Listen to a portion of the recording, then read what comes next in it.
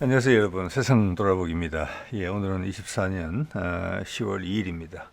오늘 두 번째 영상이 되겠네요. 이제 국방 논평 꼭지로 하나 골랐습니다. 이제 국군의 날 행사에서 현무 5라는 탄도탄이 이제 공개가 됐다는 소식을 접했어요.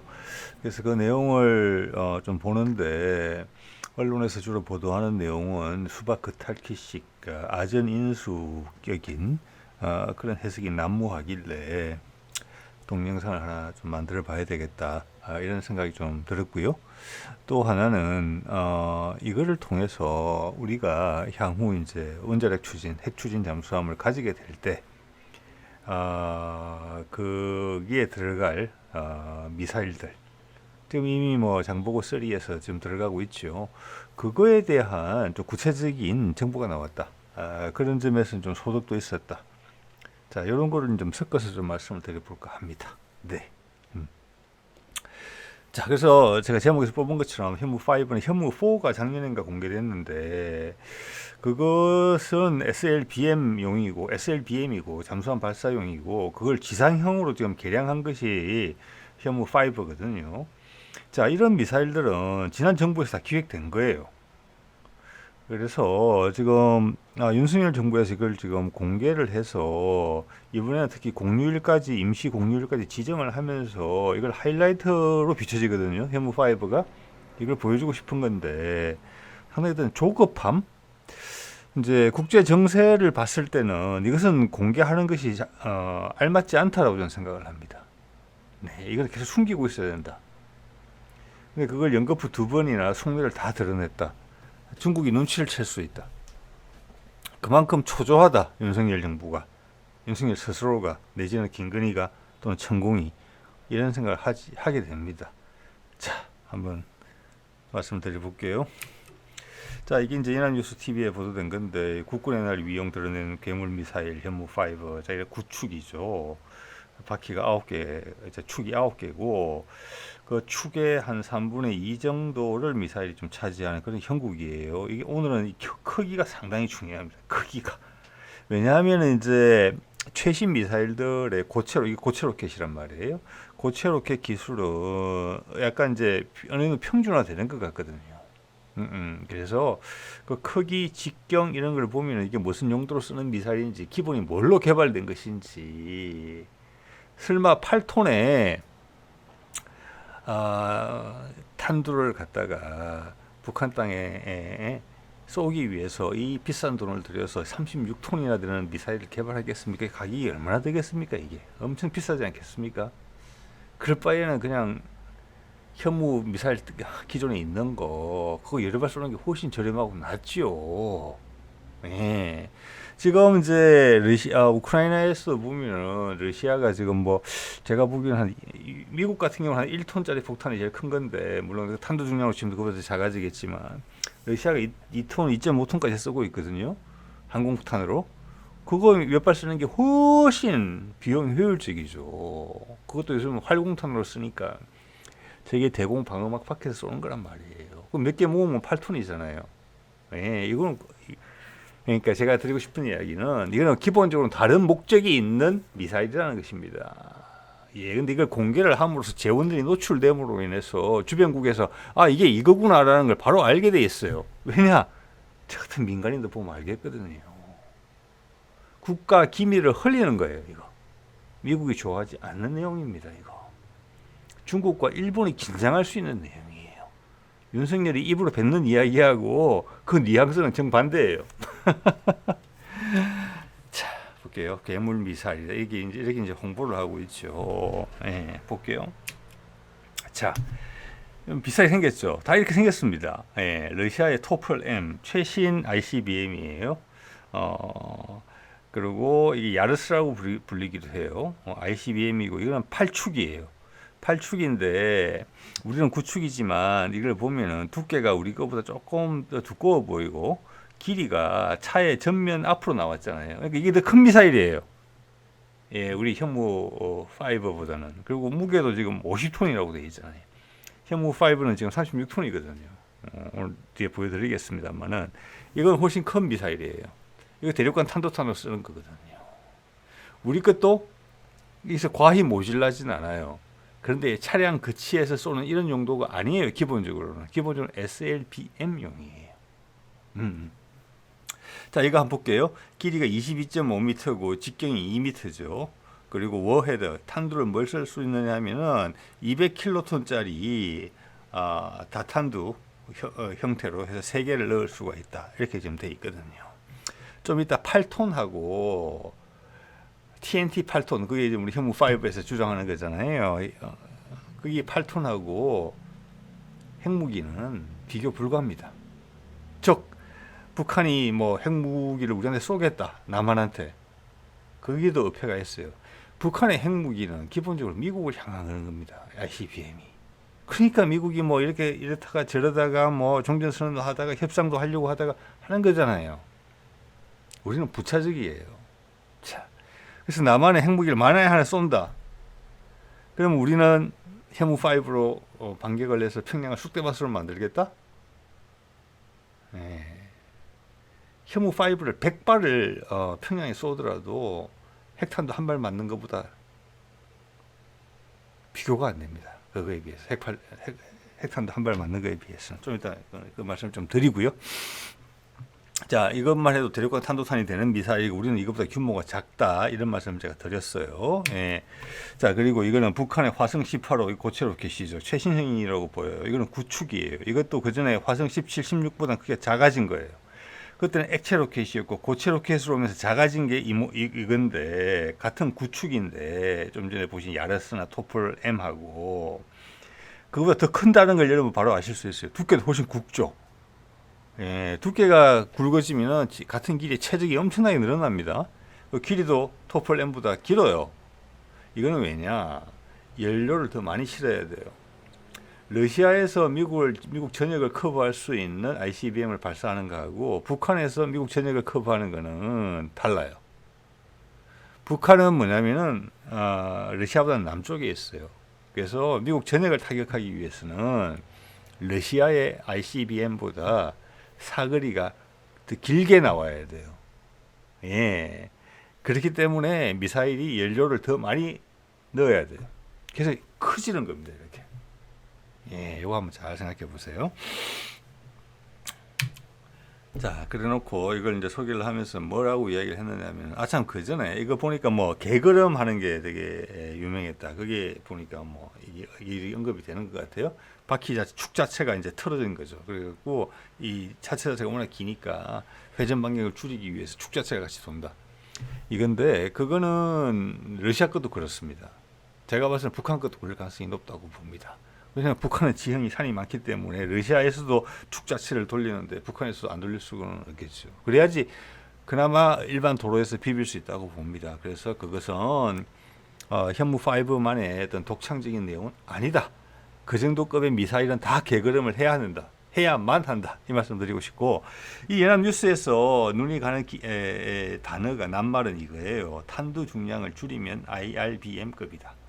이거는 중거리 탄도탄 정도 된다는 거예요. 중거리 수천 킬로미터 날아가는. 이게 핵심이에요. 자, 현무4로 나온 것을 SLBM 방식으로 나온 것을 현무5로 개량을 해서 지상에서 발사할 수 있는 것으로, 이것은 문재인 때의 결정인지 윤석열 정부 들어와서의 결정인지는 잘 모르겠어요. 왜 개량하는데 시간이 그렇게 많이 안 걸릴 거거든요. 윤석열 정부의 결정일 수도 있다, 이런 생각도 드는 거예요. 왜냐하면 미국이 핵무장을 반대하고 있거든요. 왜? 윤석열이 북미 종전선언은 반대를 하면서 핵무장을 하겠다는 거니까 북한하고 전쟁을 하겠다는 거예요. 북한하고 전쟁을 하게 되면 미국한테 미사일이 날라온다. 그게 북한의 이야기예요. 그러니까 핵무장은 당연히 안 시키는 거예요. 당연히 금지죠. 그러니까 우리도 신용을 한다는 입장에서 이걸 만든 거예요. 이것이 뭐 지하를 100m를 뚫던 뭐 80m를 뚫던 불바다를 만들지 간에 핵탄두에 비할 바는 아니에요. 그래서 어떻게 보면 애처로운 부분이 있다는 거예요. 이런 부분은. 네, 그래서 제가 이것은 노출돼서는 안 되는 무기인데 윤석열 정부에서 지금 2번이나 연장으로 이런 걸 보여줬다. 탄두 중량 줄이면 IRBM. 이 정도급 뒤에 보여드리겠습니다만, 이 정도급의 러시아의 정보를 갖고 있는, 제가 이제 취합한 게 있어서 SLBM 불나바라고 있습니다. 탄도 중량이 1.1톤밖에 안 돼요. 그 이야기를 하는 거예요. 1.1톤으로 줄이면은 그 불나방급 미사일이 된다는 거예요. 그거 사거리 10,000km 이상 나오거든요. 여기는 IRBM이라고 해서 낮춰서 적었지만 저는 다른 미사일 개발하는 거나 지금 크기나 이런 여러 사거리들을 봤을 때 우리나라의 고체 연료 기술이 러시아에 절대 뒤진다고 생각 안 합니다. 세계 최고 수준일 거예요. 그 정도 사거리 나온다고 봐야 됩니다. 이 용도로 개발된 거예요. 원래 SLBM용으로 누구든지 우리를 건드리면 혼낸다. 지금 지난 한 10년간 이루어진 일은 뭐냐면은 누구든지 날 건드리면 혼낸다 하는 그 누구든지는 누구냐면은 중국이에요. 예. 여기 보면 중국에 대해서 뭐 유튜브에 보면은 막 악의적인 거 필요 이상으로 과하게 뭐 힐난한다든지 비꼬든지 막 이런 내용들이 많은데 어떻게 이런 부분에서도 조용한지 모르겠어요. 네. 우리 놀아나지 맙시다. 한겨레에 관련된 보도를 한번 볼게요. 여기 이제 괜찮은 정보가 있어요. 무게가 36톤이다라고 이야기를 했어요. 네, 이거는 이제 블라바란다 아까 토플M이나 야르스보다는 작다는 거예요. 고체 연료를 쓴다. 당연히 고체 연료겠죠. 최신형이니까. 길이가 16m, 직경 1.6m. 이거 중요합니다. 탄도 중량은 8톤이다. 8톤이기 때문에 괴물이다. 탄도탄으로 8톤을 실어 나르는 것에서는 괴물이란 말이 맞지만 어떻게 보면 돈 먹는 괴물이기도 해요. 아까 말씀드렸죠. 항공탄으로 몇 발 떨어뜨리면 해결될 부분을 또는 기존에 갖고 있는 현무 미사일들로 몇 발 쏘면 해결될 부분들을 굳이 돈을 이렇게 엄청나게 들여서 하나의 8톤짜리를 꼭 할 필요가 있느냐? 재래식 탄두를. 아니라는 거예요. 여러분 생각해 보세요. 이런 게 말장난이에요. 뒤에는 뭔가를 숨긴다는 거예요. 숨기는 부분에 대해서 여러분하고 공유를 해보고 싶은 거예요. 이거는 하루, 한 해, 두 해 만에 할 수 있는 프로젝트가 아니죠. 네, 이거 문재인 정부 때 시작한 거예요. 문재인 정부 때 이런 비싼 무기를 만들어서 8톤짜리 재래식 탄두를 넣으려고 이걸 만들었겠습니까? 아니죠. 이것은 SLBM용으로 만든 겁니다. 기본적으로 탄두 1톤짜리 미만을 넣으려고. 근데 그게 전략적인 저지력을 가지려면 그 탄두가 재래식 탄두면 되겠습니까? 1톤도 안 되는 거 가지고 값이 하나 이게 얼만데? 그걸 위해서 잠수함까지 만들고 있는데 잠수함 한 척이 1조거든요. 말이 안 되죠. 이것은 우리가 핵무장을 준비하고 있는 겁니다. 예, 핵추진 잠수함까지 포함해서 핵추진 잠수함이 있어야지 전략적 억제력이 더 높아지는 거잖아요. 물속에 오래 있을 수 있으니까. 그리고 기동함대도 따라갈 수 있고 우리 만들고 있잖아요. 준비하고 있잖아요. 항공모함 거기 공격형 잠수함이 따라가야 돼요. 근데 지금 디젤 잠수함을 가지고 그걸 따라갈 수가 없어요. 디젤 잠수함은 매복이고 저속용이에요. 그래서 우리도 본격적인 대양 함대를 항공모함 전단을 가지게 된다면 가질 거죠. 네, 하면은 공격형 핵추진 잠수함도 필요해요. 예. 자, 말씀드리겠고요. 여기서 어폐가 있는 부분을 제가 지적 드리는 겁니다. 예, 이런 거 그냥 자꾸 보고 그냥 흡수만 하면 계속 바보 돼요. 자, 러시아의 최신 SLBM 블라바 이거죠. 2013년에 등장한 거니까 그게 최신형이에요. 여기 보면은 밑에 거 볼게요. 미사일 중량이 36.8톤이에요. 우리랑 똑같죠. 이거 포인트입니다. 그리고 탄두 중량이 1.15톤밖에 안 돼요. 자, 우리는 이제 8톤이라고 얘기했잖아요. 그것을 원래는 우리도 1톤이나 1.1톤 정도로 넣겠다는 거예요. 그게 원래 계획이에요. 대상은 누구냐? 중국이에요. 그렇기 때문에 미국이 우리 미사일 사거리 해제해주고 탄두 중량 해제해주고 우리가 원자력 추진 잠수함 가지겠다는데 동의하는 거예요. 갑작스럽게. 뭐에 대한 대가로? 북미 종전선언에 대한 대가로. 왜? 남한이 북한을 꼬셨거든요. 그래서 북한도 나는 중국하고 친하지 않아. 중국이 우리한테 잘해준 게 없어. 너희 편에 서줄게. 이런 빅딜이 있었던 거예요. 그게 거꾸로 확인이 되는 거예요. 그럼 갑작스레 바이든이 다 풀어줬잖아요. 그리고 정작 자기는 네오콘이나 딥스테이트의 말을 쫓았어. 한반도 종전선언 간만 보다가 우크라이나 전쟁을 벌이고 말았잖아요. 그게 지금 트럼프가 다시 컴백하면 원상대로 돌아간다는 겁니다. 예, 트럼프 전쟁을 원하지 않아요. 자, 여기서 한번 볼까요? 이 미사일의 총 길이가 12m. 아까 우리는 16m였어요. 그죠? 직경은 이게 2m. 우리는 1.6m라고 아까 이야기했죠. 자, 이 차이가 있어요. 우리 미사일이 더 날씬해요. 폭은 좁고 길이는 길어요. 근데 무게는 36톤으로 똑같아요. 같은 미사일이에요. 같은 급의 미사일이라요. 이것은 뭐냐? 우리가 가진 우리가 생각하는 잠수함이 뭐 지금 이미 장보고급 배치 3에 들어가 있잖아요. 배치 1에는 6 수직 발사관은 6개, 27, 28년부터 배치될 장보고 3 배치 2에서는 수직 발사관이 10개. 근데 톤수가 한 3, 4천 톤밖에 안 된단 말이에요. 자, 미국이나 러시아의 전형적인 전략 핵잠에 비해서는 길이가 짧아요. 예, 당연히 폭도 좁겠죠. 그래서 우리나라 잠수함들이 아래 위로 상대적으로 좀 긴 편입니다. 그래서 공간을 최대한 활용해 가지고 직경은 줄이고 길이를 늘린 거예요. 급은 SLBM 이 불나바급이라고 생각을 합니다. 이게 사정거리 이미 10,000km 정도 나오잖아요. 우리는 중국을 1차적인 목표로 삼고 있어요. 충분해. 탄두 중량을 늘릴 수도 있어요. 오히려. 자, 탄두 위력을 볼까요? 불나바를 봤을 때 100에서 150킬로톤. 킬로톤이면 1000톤이라는 뜻이에요. 예, 1000톤이거든요. 그것을 다 탄두인데 6개에서 10개를 넣는다. 이렇게 돼 있어요. 자, 그럼 100킬로톤이 TNT로 따지면 얼마나 되는지 계산을 해볼게요. 이러면은 TNT가 10만 톤이에요. 10만 톤.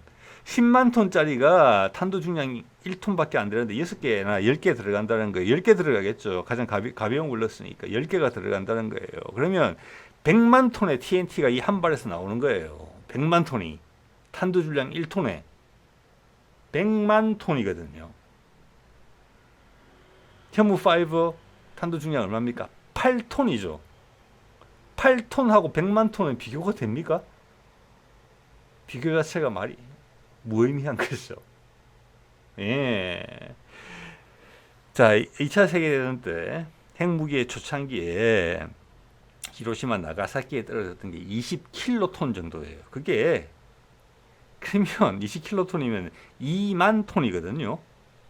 이거는 지금 100만 톤이고 한 개가 10만 톤이고, 그런데 북한이 핵무기를 쏘면 우리가 8톤짜리 10개를 쏘더라도 80톤밖에 안 되는데 비빌 데가 있겠습니까? 이거 말이 안 되는 말장난이에요. 국민들을 갖고 사기치는 거예요. 말이 좀 심했나요? 사실 그래요. 예.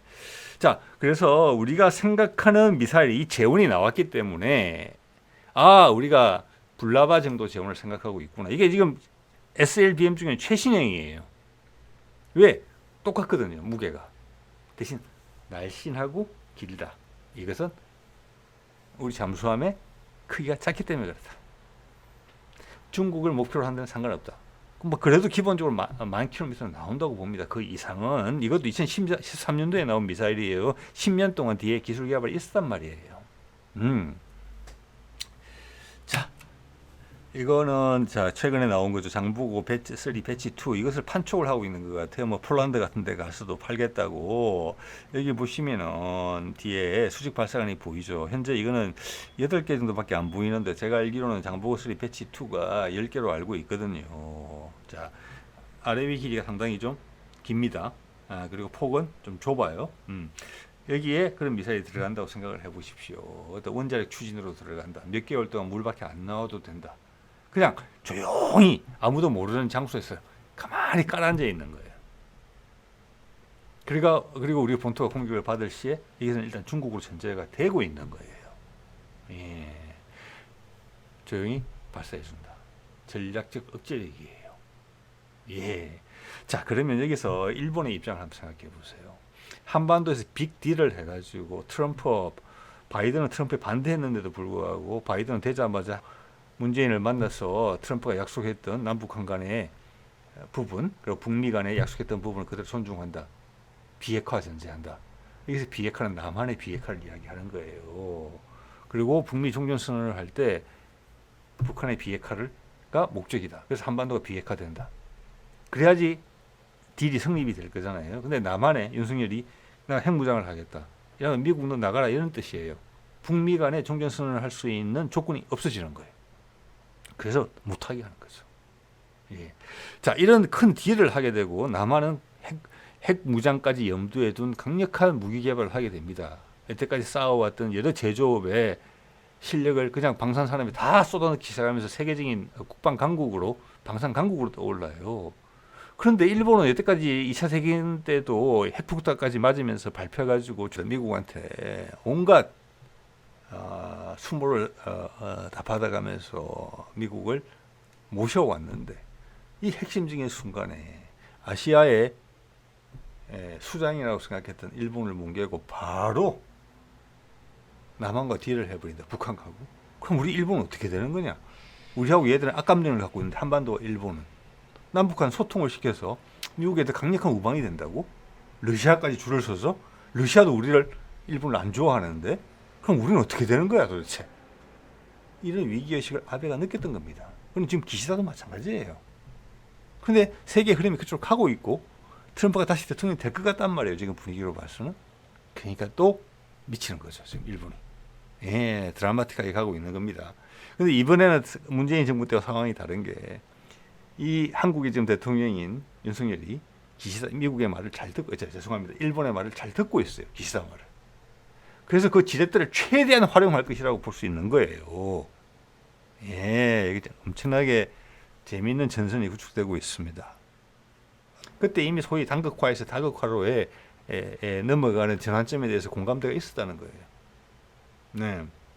자, 거기에 대해서 일본이 엄청나게 분노를 했고, 지금 일본이 기시다를 위시해서 이시바 시게루까지 그런 이야기를 했었잖아요. 미국한테 왜 한미일 상호방위 조약 안 하냐. 자, 일본의 그 뒤에 속내는 뭐냐면 급하게 이야기하고 있는 거거든요. 미국이 또 노했잖아요. 한반도에 살찌워진 남한의 요 부분들을 지금 윤석열이라는 존재가 일본에 있어서 어떻게 비추어지고 있는지를 알 수 있어요. 얘를 만질 수 있다고 생각하는 거예요. 일본은 쉽게 내 말을 듣는다라고 생각하고 있어요. 그래서 미국이 한국을 지지해서 한국을 많이 살찌워 놨는데 그것을 내 수중에 넣겠다라는 그런 생각을 일본이 감히 하고 있다고 생각을 합니다. 예. 그래서 더 이상의 진전을 막아야 되고 윤석열을 지켜줘야 돼요. 북미 종전선을 막아야 돼요. 그런데 전 세계 흐름과 반대돼요. 그렇게 되면은 트럼프가 러시아와 우크라이나에서 화해를 할 수가 없어요. 러시아와. 예, 이거는 상당히 무리수예요. 그 무리수를 둔다는 것은 일본도 되게 초조하다. 작년에 현무4, 금년에 현무5를 공개하는 윤석열의 마음과 똑같다. 이들이 작당을 하면 희한한 일을 벌일 수가 있다. 금년 후반부에 내년 초반에 금년 후반부일 가능성이 많다고 봅니다. 예. 생각을 해보세요. 핵무장을 허락한다면서 일본은 못하게 하고 한국한테 그걸 하게 해준단 말이에요. 그 남북이 소통이 돼. 러시아까지 이어져. 대륙과 해양이 만나. 미국이 거기에 화해를 해. 트럼프의 스타일 봤을 때 일본은 어디야? 금방 까먹을 것 같단 말이에요. 그렇게 해야 되겠죠. 그러면 일본은 낙동강 오리알을 된다. 내 혼자 살아야 되겠다. 자, 이시바 시게루가 등장을 하면서 총재로 선출되기 전에 이미 미국에다 한미일 상호방위 조약 빨리 체결을 하자고 요청을 한 바가 있어요. 그게 주요 이슈라는 거예요. 우리가 그걸 아셔야 돼요, 여러분이. 그게 일본의 국군에 엄청나게 중요한 거구나. 그리고 우리 국민들이 낮은 지지율로 윤석열이 일본의 제안을 덥석 물지 못하게 지금 만들고 있는 거예요. 그러면서 급기 무기를 막 노출시키면서 보여주는 것으로 땜빵을 하고 넘어가고 있다. 이런 말씀 드리는 겁니다, 제가. 자, 볼까요? 자, 한겨레에서 이어지는 내용에 보면은 이 기사 전체 내용과는 다르지만은 분위기와는 여기에 보면 잘 정리가 돼 있어요. 문정부 21년 5월 미사일 사거리 제한, 탄도 중량 제한도 다 해제했죠. 예. 이러면서 항공모함 이야기 나왔고, 윤석열이 대통령이 되고 나서 항공모함 계획 폐기하려고 했잖아요. 4조짜리. 다시 살아났죠. 갑자기 왜 살아났는지 생각해 보십시오, 여러분. 이거 미국하고 하기로 돼 있던 건데, F-35 사주고 아파치 사주고 이런 것은 소위 말하는 그 네오콘의 미국 방산업체에 도와주는 그 끈아풀들하고 손이 닿아서 하는 거지만, 항공모함을 만든다는 것은 미국 정부라고 약속이 된 거란 말이에요. 이건 못 빠지죠. 그러니까 KF-21 함상행이 바로 살아나잖아요. 그렇게 또 KF-21은 살아가는 거예요. 예. 자, 미국이 이것은 트럼프 때 거의 합의가 됐던 거고 바이든이 그 뜻을 이었기 때문에 즉 대중국 전선에 서준다. 한반도가 남한이 아니고 뭐에 대한 대가로? 북미 종전선에 대한 대가로. 우리는 일본과는 같이 안 간다. 그게 문재인 정부 때 명확했던 부분이에요. 근데 미국은 욕심을 냈을 수가 있겠죠. 일본까지 끼워달라. 일본이 강력히 요청했을 수도 있고 미국은 힘이 약해지고 있다는 걸 일본도 알고 있고 일본도 물론 약해지고 있지요. 여기서 내가 형님 노릇할 수 있겠다. 그러면 우리한테 닥치는 것은 남북한의 고착화죠. 그 기회를 지금 보고 밀고 들어오는 거예요. 일본이. 트럼프가 나는 아니다. 예, 이게 엄청나게 중요한 순간입니다. 자, 미국이 왜 이런 걸 다 해제해 줬을까? 79년에 우리 스스로 만든 거예요. 미국을 의식해 미사일 사거리와 탄도 중량 스스로 제한한, 스스로 거세를 한 거예요. 왜 그랬어요? 이때 박정희가 암살되던 그 시즌이에요. 전두환 정부가 미국에 가졌던 그 입장을 알 수가 있어요. 똑같은 군부 출신인데 똑같은 놈들이 올라왔다 이러니까 완전히 자세를 낮춘 거잖아요. 우리 핵무기도 포기할게. 이런 거 다 포기할게. 그걸 풀어준 거예요. 왜? 한국 우리 우방이 될 것 같으니까. 이제는 힘이 약해진 우리를 대신해서 한국이 중국에 대항해주는 전선이 될 수 있다 하니까. 그 딜이 있었음을 바로 느낄 수 있는 거예요. 예. 실현되지 못했죠. 매년 간만 보고. 자, 트럼프가 다시 등장하면 이것은 갈 가능성이 크다. 이렇게 봐진다는 거죠. 예. 자, 그래서 이제 정리를 해보면 이런 거예요. 이게 이제 2019년 6월 30일 판문점에서까지 만난 건데, 자, 북미 종전선을 하게 되면 한반도가 미국의 편에 서준다. 북한도 미국의 편에 서준다. 남한의 미군이 주둔해도 된다. 이런 건 알려진 사실입니다. 예. 자, 그렇지만 일본과의 군사동맹에 반대다. 자, 북한이 일본과의 남한이 일본과 군사동맹 맺는 걸 동의하겠습니까? 당연히 크게 반대하겠죠. 예. 자, 그거는 북미 종전선언 그리고 북한이 남한하고 손을 잡는 데 있어서의 어떤 전제적인 조건이에요. 거기가 남북이 일본에 대해서 입장이 다르다? 그럼 큰 변수가 될 수 있어요. 당연한 거예요, 그거는. 예. 그런데 그게 윤석열 정부 들어와서 턴 거잖아요. 미국은 자기들한테 유리한 조건이 들어오면 모든 걸 다 받아들이려고 하죠. 우리 입장 생각 안 하고 생각할 필요가 없는 거잖아요. 자, 그런 입장이 지금 구석에 다시 몰리게 된 거다.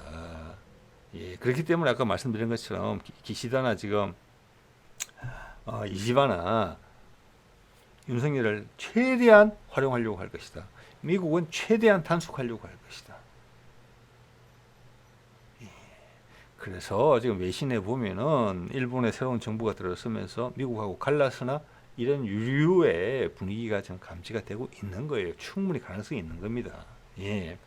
자, 그러면서 남한의 군사력이 급격히 확대됐고 북한의 기존의 군사력하고 합쳐지게 된다면은 뭐 병력 숫자나 기술 수준이나 모든 면에서 이만한 곳이 없어요. 근데 그것을 미국이 용인한다는 겁니다. 왜? 중국에 대한 강력한 벽이니까. 러시아도 용인을 한다는 겁니다. 자기들 써야 되는 출구잖아요. 그게 대항으로 가기 위해서 자기들의 시베리아를 개발하기 위해 출구잖아요. 그거를 러시아가 대신 우리가 보호해 줄게. 이쪽에서 미국이 대신 보호해 줄게. 말이 되겠습니까? 안 되죠. 그 지역에 해당 당사자가 직접 지키는 게 제일 좋아요. 공정하게. 그럴 여건이 된다는 거예요. 자, 이래 되면은 항공모함 갖게 되고 그러면은 왜 우리 해상 통로가 지금 우리 해역에서 끝나지가 않잖아요.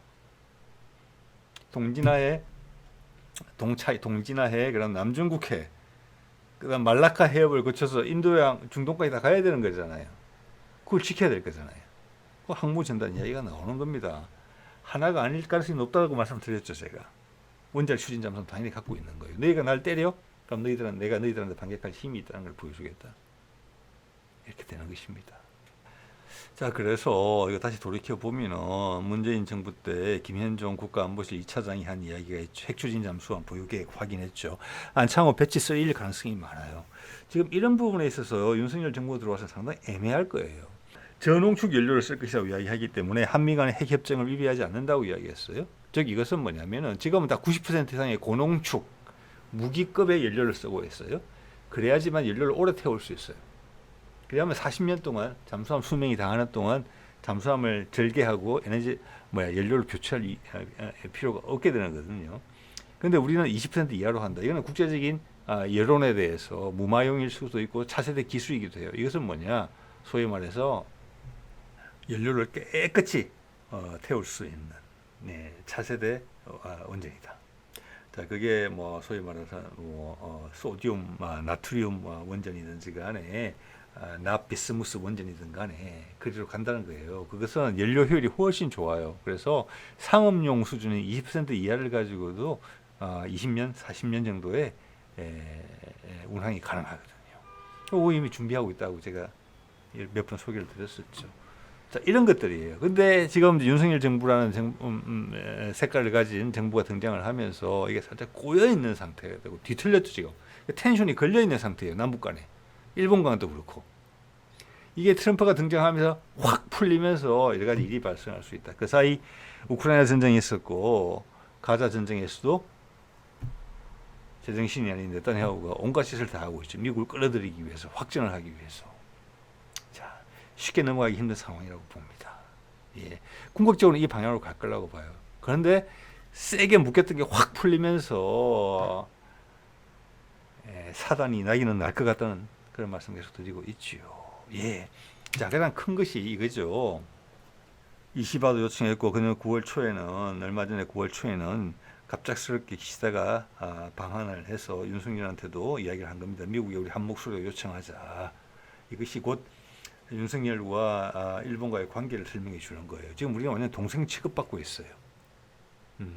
왜냐하면 일본 입장에서도 이게 안 되면은 이것을 한국이라는 가장 이제 두려운 세력이 계속 자라고 있는데 그것을 통제하는 방법으로 쓰려는 축을 만들었다. 특히 남한의 윤석열이라는 인물과 결부시켜서 그리고 그걸 확대 대상 한반도에 있는 한국 사람들의 전반적인 인식에 대해서 알고 있기 때문에 일본에 대해서 이런 윤석열 정부가 확대 재생산될 수 있는 오랫동안 존속될 수 있는 그런 체계가 한반도에서 만들어지는 게 좋겠다라는 생각도 갖고 있고 그것이 윤석열의 이해관계와 김건희 이해관계가 딱 결부되어 있기 때문에 그런 작전을 짰다는 거예요. 그 시작이 한미일 상호 방위 조약인데 트럼프가 부상하자 미국이 딱 거지라는 거잖아요. 이미 텐션이 걸렸어요. 지금 긴장이 누적되고 있어요. 터질 수 있어요. 예, 앞으로 지금 한두 달 상당히 힘듭니다. 자, 오늘 이 정도 말씀드리겠습니다. 네.